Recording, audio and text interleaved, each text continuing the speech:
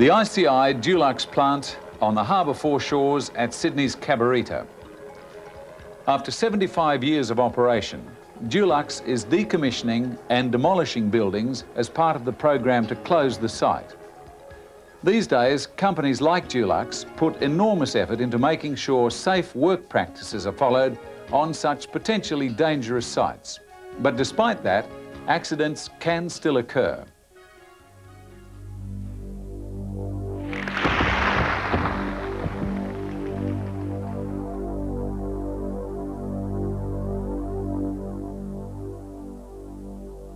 At about 7:30 a.m. on June the 24th, 1994, the foreman from a demolition company contracted to dismantle the northern warehouse signed a permit to work clearance, as he would do every morning, detailing extensive safety precautions to be taken whilst dismantling the roof of this warehouse.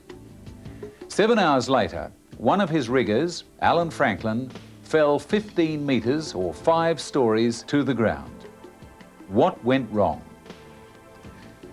Decommissioning and demolition of this site commenced in 1993, and paint manufacturing will cease here by the end of '94, which means there are 2 distinct and separate operations being carried out on the site.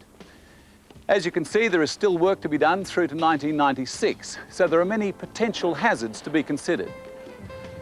Bill Tobin is Dulux Cabarita Safety, Health and Environment Manager. Decommissioning, demolition and plant shutdowns are often more complex and potentially hazardous than construction. As a manufacturing site, we require people to work with process equipment, to work in confined spaces, carry out hot work and access roof areas at considerable heights. Well, what steps does Dulux take to eliminate the risks? Well, it's important to remember that the people employed on the decommissioning work are outside contractors, not Dulux employees. So the first thing we do is to acquaint them thoroughly with our safety standards and requirements. Graham Funch is Project Manager Engineering, responsible for demolition contractors. He runs the induction sessions for new contractors coming onto the site. Any contractor or employee coming onto the site for the first time goes through an intensive induction program. How long does the induction process take?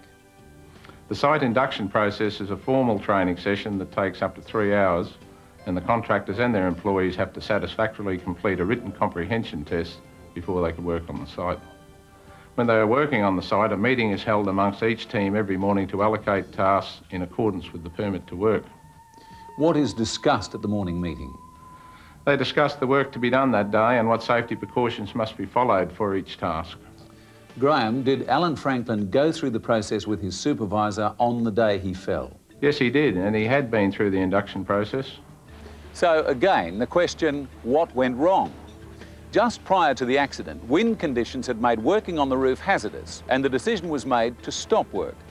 Alan Franklin had descended from the roof with his workmates in order to participate in a safety briefing. On his way to the meeting, he was distracted.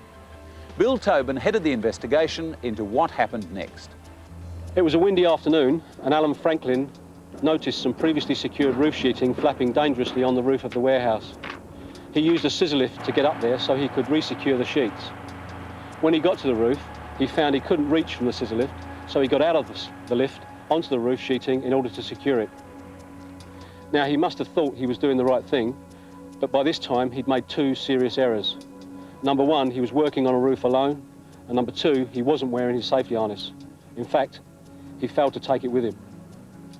At that moment, a gust of wind lifted the roof sheets on which he was kneeling and threw him together with the roof sheeting 15 metres to the ground.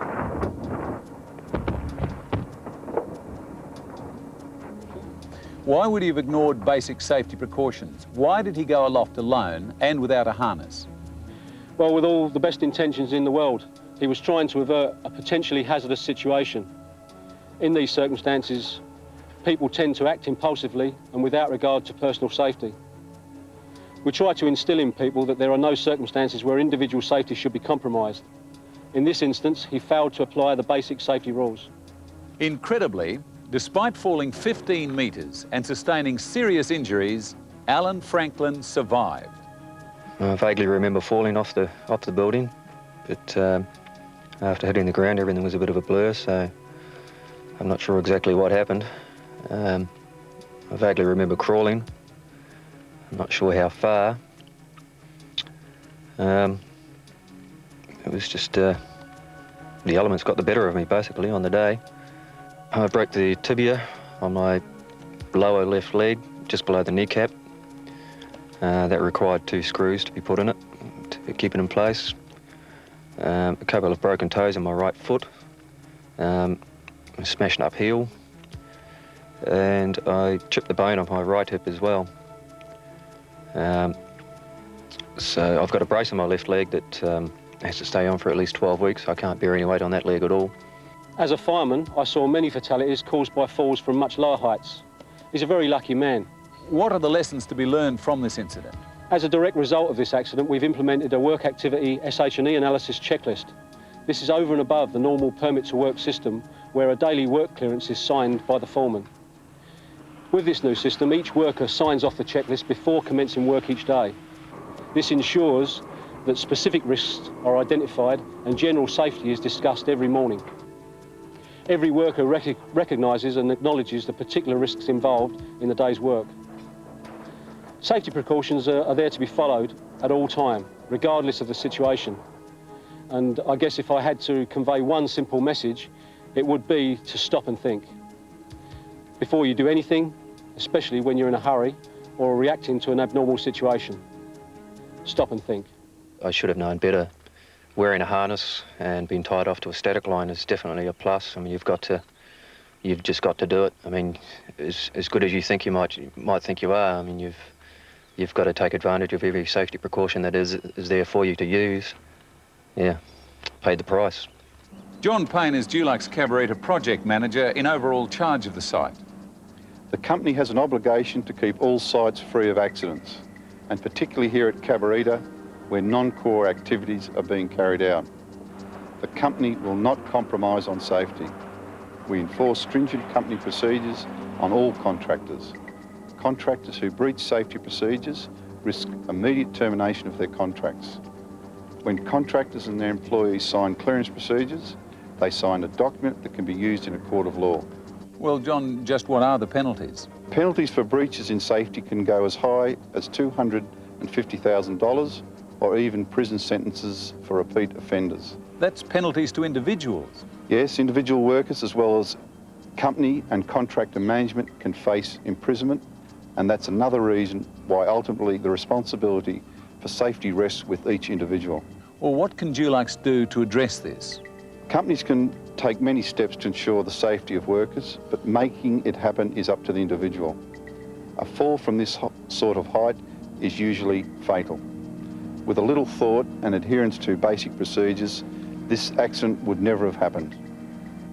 Well, it's clear that safety is a primary concern of the company. Yes, the company and others in the ICI group are all committed to ensuring a safe working environment for our people. Yes, but what are you doing about it? The group, as we are doing here at Cabarita, is continually reviewing and upgrading safety procedures for employees as well as contractors. This accident to a contract employee could have been avoided very easily. He's a very lucky man. How seriously are you taking this accident? This is a sobering reminder of just how vulnerable we really are. Our licence to operate as a company depends on our ability to provide a safe environment for our people to work in. We do our best to provide this environment and continually strive to improve it, but it is up to all of us as individuals to put safety into practice.